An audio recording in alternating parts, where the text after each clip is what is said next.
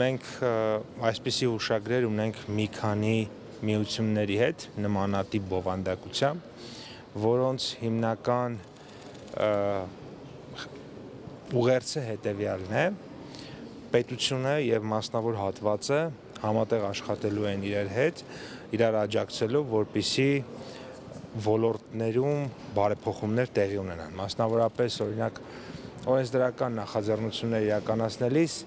մի կողմից սա մեզ համար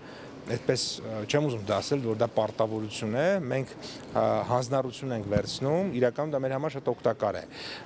Բոլոր նախաձեռնությունները, որոնք ոլորտին վերաբերում է, առաջին հերթին քննարկենք ոլորտի շահագրգիռ կազմակերպությունների այդ միությունների հետ, նոր անցնենք, այսպես ասած, հաջորդ ընթացակարգերին, այսինքն եթե օրինակ էկոնոմիկայի նախարարությունը հանքարդյունաբերության վերաբերյալ որևէ նախագիծ կներկայացնի հանրությանը, ապա դա ամենայն հավանականությամբ արդեն իսկ քննարկված է։ Իհարկե կարող է համաձայնեցված չլինի, մենք պարտադիր չի, որ մենք համաձայնեցնենք, բայց քննարկում ենք, իրենց լսում ենք, իրենց դիտարկումները հաշվի ենք առնում, հետո նոր նախաձեռնությունները առաջ են գնում եւ այսպես շարունակ։ Երկրորդը նաեւ, որ իրենք են, այսպես ասած, վերցնում հանրություն նախարարությանը իրենց արդեն հողի վրա մասնագիտական կարծիքներ տրամադրելով եւ իհարկե պարբերաբար այդպիսի միջոցառումներից արդյունքում պարբերաբար իհարկե շփումներ են իրականացնում, սովորաբար դրանք ամիսը մեկ նախարարության տարածքում, երբեմն տարվա մեջ 1-2 անգամ նաև որոշակի կազմակերպությունների տարածքներում, որպեսզի փոխադարձաբար նաև իրար ինչ ենք մենք մտադիր անել, ինչ է սպասվում, ինչու ենք այս կամ այն գործողություն անում, իրենք ինչ խնդիրներ ունեն, իրենք ինչ խնդիրներ ունեն, իրենք ինչպես են պատկերացնում հարցերը, սրանք օգնում են մեզ, որպեսզի մենք անընդհատ առաջին ձեռքից ստանանք տեղեկատվություն եւ միևնույն ժամանակ մեր բոլոր քաղաքականությունները դրանք չլինեն կաբինետային, այդ քաղաքականությունները լինեն հողի վրա եւ իրական կյանքից բխող եւ իրական կյանքի խնդիրները, խնդիրներն ու հնարավորությունները սպասարկող։ Պարոն Պապյան, այսօր մի քանի ելույթներ լսվեցին եւ խնդիրներ բարձրացեցին մասնավոր սեկտորը, նաեւ ներդրումային գրավչության տեսակետից։ Դուք որպես էկոնոմիկայի նախարար, ինչ մարտահրավերներ եք ոլորտային ձեզ համար առանձնացրել, այսինքն ինչ կարող եք դուք ասել խնդիրների մասով որպես նախարար։ Ոլորտում այս պահի դրությամբ, եթե նայենք, ամենամեծ երկու խնդրեմ ունենք մենք, երեք խնդրեմ։ Իհարկե այսօր շատ խոսվեց խնդրեմ մեկի մասին, դա նա է, որ որոշ հանքավայրեր իրենք օրինակ 15-20 տարի հետո կարող են այլևս չլինել, հետևաբար նոր որոնումներ պետք է իրականացնել, որպեսզի եթե մեզ համար սա առաջնահերթ ոլորտը, մենք շարունակենք այստեղ ներդրումները եւ շարունակի դա դառնալ մնալ տնտեսության կարևոր ճյուղերից մեկը։ Երկրորդը դա բնականաբար ժամանակակից պայմաններին համապատասխան բնապահպանական ստանդարտներ ունենալն է, որովհետեւ շատ կարևոր է, որպեսզի հանքարդյունաբերությունը ինքը միայն տնտեսական օգուտներ բերի կամ եթե ինքը բնապահպանական խնդիրներ պիտի առաջացնի, այդ բնապահպանական խնդիրները լինեն մաքսիմալ նվազագույն, այսինքն հանրության համար դրանք մաքսիմալ նվազագույնը լինեն, եւ երրորդը իհարկե որը արդեն էկոնոմիկայի նախարարության ուղղակի ուրեմն հետաքրքրության եւ ուսումնասիրության եւ աշխատանքի տիրույթում է, դա արտադրական շղթաների երկարացումն է։ Ինչ նկատի ունենք արտադրական շղթաներ ասելով, այսօր մենք հիմնականում արդյունահանում ենք եւ այդ մեր արդյունահանվածը ըստ էության արտահանում ենք, բայց մենք աշխատանք ունենք օրինակ Զանգեզուրի պղնձամոլիբդենային կոմբինատի կամ Ամուսարի հանքի հետ, որ ի վերջո մենք անցնելու ենք ավելի բարդ, ավելի երկար արտադրական շղթաների, ավելի տնտեսապես բարդ արտադրանք ենք թողարկելու, որովհետև նախարարության,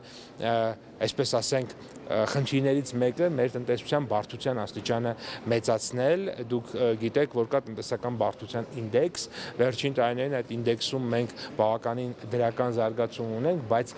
պիտի շարունակենք աշխատել եւ էական օրինակ մեր տնտեսության ներողություն մեր տնտեսության բարդությունը էական կավելանա, եթե մենք պղնձի հանքաքարից օրինակ անցնենք պղնձի ձուլակտորի, եթե մենք ոսկու հանքաքարից անցնենք ոսկու ձուլակտորի, բնականաբար էլ ավելի կերկարի այդ process-ը, եթե ձուլակտորը դառնա օրինակ մետաղալար, եթե մետաղալարն էլ դառնա, ենթադրենք ուրեմն ռելեն էլ դառնա, չգիտեմ, ինչ որ էլեկտրական որևէ սարքավորում կամ դրա մաս։ Այսպես այս առումով կարծում եմ, որ սրանք հաջորդական են, մենք խոսակցություն ունենք, իհարկե ռազմավարական որոշումներ պետք է կայացնենք, որովհետև նույն ԶՊՄԿ-ն ասում է, որ դա հնարավոր է, պարզապես պետք է հանքերի տարածքները եւ արտադրական հնարավորությունները ավելացնել, այսինքն եթե մենք որոշում կայացնենք, որ այդպիսի այդ քայլին են գնում, այսինքն դա պետքա լինի շատ կարեւոր ռազմավարական որոշում, որը նաեւ մեր հանրության հետ պետքա քննարկենք, այսինքն եթե մենք ուզում ենք բղնձաձուլարան, ապա պետք է էապես ավելացնել արդյունահանման ծավալները, բնականաբար դա կբերի բղնձաձուլարանի լինելիության, դա կբերի ավելի շատ հարկերի, ավելի շատ աշխատատեղերի, ավելի զարգացած տնտեսության, բայց սա հեշտ որոշում չի եւ այս որոշումը բնականաբար պետք է մեր հանրության հետ համատեղ կայացնել։ Գեոկոմայնինգի եւ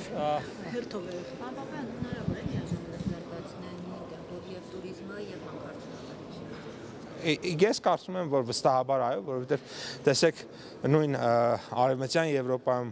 հանքարդյունաբերությունը շատ բարձր տեմպերով զարգանում է, Ամերիկայի Միացյալ Նահանգներում հանքարդյունաբերությունը զարգանում է եւ տուրիզմն է զարգանում նույն արևմտյան Եվրոպայում, իսկ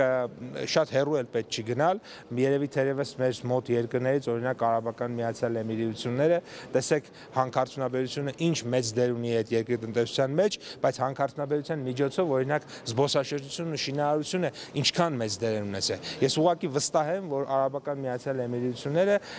չէր կարողանա այսպիսի բարձր տնտեսական զարգացման ու հաջողության հասնել, եթե ինքը չհենվեր իր հանքահումքային բազայի վրա։ Այսինքն ինքը իր հանքահումքային բազան օգտագործելով զարգացել է եւ ձևավորել է գերզարգացած տնտեսություն, որտեղ շինարարությունը, զբոսաշրջությունը, ֆինանսական հատվածը, ծառայությունների հատվածը շատ կարեւոր տեղ ունեն, բայց դա տեղի է ունեցել այն բազայի վրա, որը նրանց բնությունը